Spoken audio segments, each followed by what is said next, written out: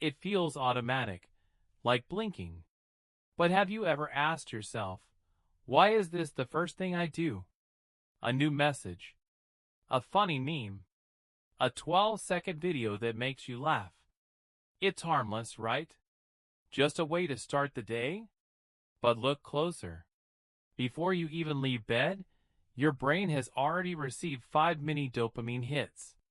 You've already consumed more stimulation than a medieval villager might experience in a week. And the cycle has just begun. Next comes the coffee, the chemical kick. Then music, podcasts, short videos on the commute. Notifications firing like machine gun bursts, hijacking your thoughts before you even realize it. And then, silence. That rare moment of stillness. No screen. No sound. No distraction. And instead of peace, what arises? Discomfort. Emptiness. A low hum of unease that feels unbearable. So you pick up the phone again. You scroll again. You search again.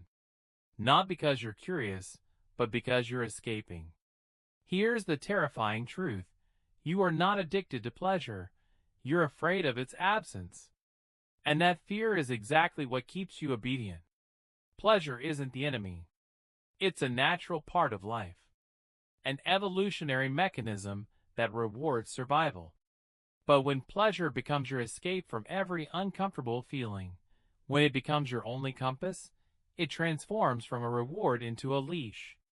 Aldous Huxley saw this coming.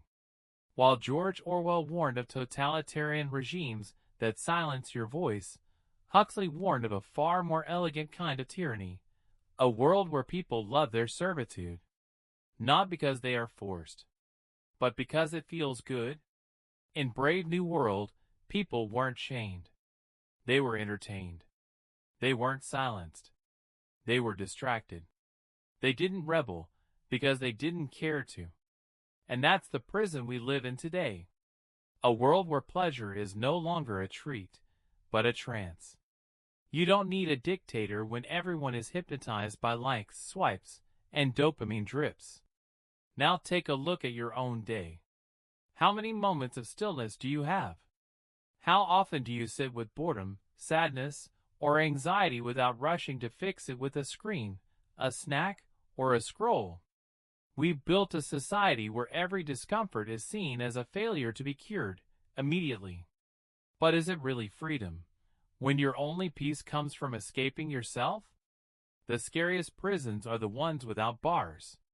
And the cruelest chains are the ones that feel like comfort. In the next part, we'll explore how society trains us to fear discomfort, and why that fear is exactly what makes us easy to control. Do you remember the last time you were truly alone with your thoughts? No music, no notifications, no scrolling. Just you, your breath, your mind, and the silence in between. Chances are, that moment didn't last long. Because silence doesn't just feel empty anymore, it feels wrong. We've been conditioned to fear the pause, to avoid discomfort like a virus, to replace any shadow of sadness with a flash of stimulation. And modern society is all too happy to provide. Feeling bored? Open Instagram. Feeling lonely? Swipe on Tinder. Feeling anxious? Order food. Watch something. Click. Swipe. Tap. You don't need a solution. You just need a distraction. This is not random. This is design. Aldous Huxley called it out nearly a century ago. In Brave New World, when citizens felt any trace of discomfort, confusion, frustration, existential doubt, they didn't question it. They just took soma. A small pill. A sweet escape. No pain. No questions. No awakening. And the world we live in today? It may not offer you soma in a bottle, but it offers something far more effective. 100 forms of dopamine on demand. Entertainment, sex, sugar, validation, short-form content, instant purchases, perfectly crafted content to numb every edge of discomfort. And the most dangerous part? It feels like your choice. No one is holding a gun to your head telling you to scroll. No one is forcing you to binge another series. No one needs to. Because the system has already trained your brain to volunteer for its own sedation. You feel anxious, you reach for a screen. You feel lonely, you reach for a like. You feel empty, you reach for anything that will make you feel something. Pleasure used to be a gift. Now it's a trap with golden walls. And we call this freedom. But if it's freedom, why does it feel so hard to stop? Why does your body twitch when you leave your phone in another room? Why do you feel lost in the quiet? Because you've been rewired. Your mind has forgotten how to sit still, how to breathe through the discomfort, how to simply exist without being entertained. This is not weakness. It is conditioning. And that's what makes it so powerful. A tyrant can be overthrown. A dictator can be resisted. But how do you fight something that feels good? How do you rebel against pleasure? That's the genius of modern control. It doesn't need chains. It only needs your consent. But make no mistake, this consent is not informed. It's automatic, reflexive, rehearsed since childhood. Every time you avoided boredom with a toy. Every time sadness was silenced with a treat. Every time discomfort was traded for instant comfort. And now, you're left with a mind that believes silence is suffering and stillness is failure. Just like Huxley's citizens, we no longer need to be repressed. We repress ourselves. In the next part, we'll explore how exactly this conditioning happens, how it rewires your brain to avoid thinking, to fear discomfort, and to love the cage you don't even realize you're in. Have you ever told yourself, I should be doing something productive right now? Right before reaching for your phone again? You don't even want to scroll. You're not even enjoying it. But your hand moves anyway, as if on autopilot. And in that moment you wonder, why can't I just stop? The answer isn't laziness. The answer is conditioning. From the moment you could walk, you were trained to avoid discomfort. Not consciously, not maliciously, but deeply systemically. In school, you were rewarded not for thinking, but for repeating. Memorize. Pass the test. Obey the structure. In work, you're not paid to reflect, only to perform. Produce more. Finish faster. Follow orders. No time to ask why, only how much. And in culture, entertainment is king. Every blank space in your life is filled with flashing images, background noise, and endless options for consumption. Every silence becomes a threat. Every pause is filled, automatically. This is not personal failure. This is mass programming. We've built a civilization that treats discomfort as disease. Loneliness must be cured with social media. Sadness must be masked with content. Boredom must be banished with stimulation. And without realizing it, your nervous system learns. Silence is bad. Stillness is dangerous. Thinking is inefficient. Over time, this reflex becomes instinct. The moment you feel a dip in dopamine, your brain searches for a fix. You're not weak. You're reacting exactly the way you were trained to. Even the most independent minds struggle to break this cycle, because it wasn't built overnight. It was layered into your habits, your routines, your very biology. Every free choice to distract yourself wasn't really free. It was built on thousands of small reinforcements. A like, a laugh, a sugar hit, a video reward. And the result? We become brilliant consumers, but terrible thinkers.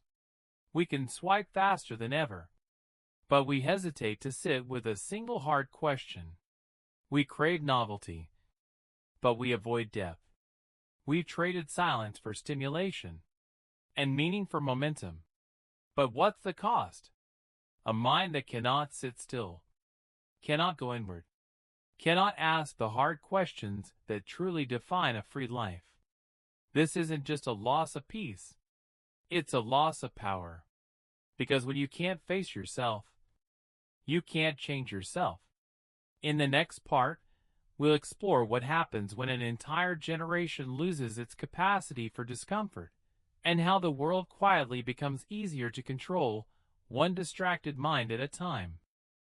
Imagine a life with no pain, no sadness, no frustration, no anxiety, no discomfort of any kind. Sounds like paradise, doesn't it? But now ask yourself, what kind of person would you become in that world? If nothing ever hurts you, how could anything ever change you? This is the trap Aldous Huxley exposed with eerie precision. In Brave New World, the drug soma erased every uncomfortable emotion. No side effects, no risk, no introspection, just pure, reliable sedation.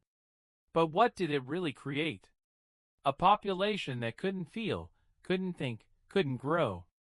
A society so terrified of suffering that it traded its soul for sedation. And now look at us. We don't have soma, but we have something more efficient.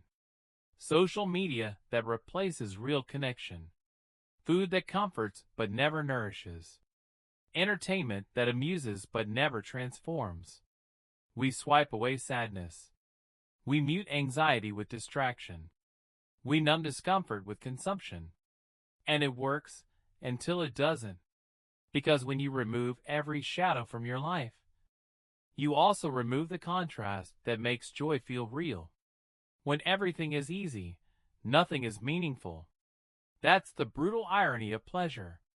The more you seek it, the less it satisfies you.